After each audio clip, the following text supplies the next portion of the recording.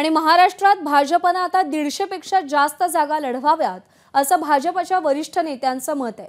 लोकसभा निवडणुकीत महायुतीच्या उमेदवारांना विधानसभा निहाय मिळालेली मतं आणि गेल्या विधानसभेत मिळालेली मतं त्याचप्रमाणे सर्वेक्षण अहवाल याच्या आधारे विधानसभा निहाय उमेदवार निवडले जाणार आहेत। गेल्या निवडणुकीमध्ये ज्या पक्षानं ज्या जागा जिंकल्या ती जागा त्याच पक्षाकडे राहील, मात्र काही मोजक्या जागा आहेत ज्यामध्ये फेरबदल होण्याची शक्यता वर्तवली जाते।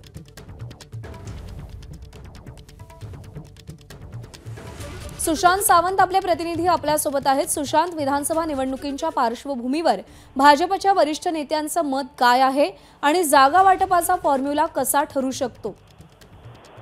प्रज्ञा, आपण जर बघितलं असेल तर भाजपची काल कोर कमिटीची बैठक झाली आणि या बैठकीत विधानसभा निवडणुकीत भाजपनं जवळपास 150 पेक्षा अधिक जागा ज्या आहेत त्या लढवायला हव्यात, जेणेकरून जास्तीत जास्त जागा आपल्याला जिंकता येईल असं मत भाजपच्या वरिष्ठ नेत्यांचं आहे। त्याचसोबत विधानसभा निवडणुकीचं जो जागा वाटप आहे त्याचे सर्वाधिकार जे आहेत ते उपमुख्यमंत्री देवेंद्र फडणवीस यांना देण्यात यावे असं देखील एक मत कालच्या बैठकीत झालेलं आहे।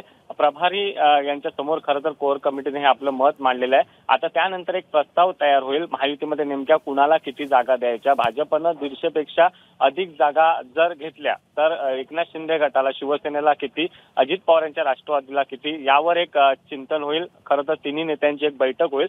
मात्र लोकसभा निवडणुकीत महायुतीच्या उमेदवारांना विधानसभा निहाय मिळालेली मतं आणि गेल्या विधानसभेत मिळालेली मतं त्याचप्रमाणे सर्वेक्षणाचा अहवाल ज्याच्या आधारावर खरं तर उमेदवार जे आहेत ते निवडले जाणार आहेत। आणि त्याचबरोबर आपण जर बघितलं असेल तर जागांचं जे सूत्र जे आपल्याला कळत आहे की सध्या ज्यांचे जेवढे आमदार आहेत तेवढ्या जागा सुरुवातीला घ्यायच्या आणि त्यानंतर ज्या जागा शिल्लक राहतील त्यामध्ये तिन्ही पक्षांना कोणत्या जागा द्यायच्या, किती जागा सोडायच्या यावर जो आहे तो निर्णय होणार आहे। आपण जर पाहिलं असेल तर काल एक मॅरेथॉन बैठक पार पडली आणि या बैठकीत सर्वाधिक अधिकार जे आहेत ते जागा निवडीचे देवेंद्र फडणवीसांकडेच ते अधिकार सगळे ठेवण्यात आलेले आहेत।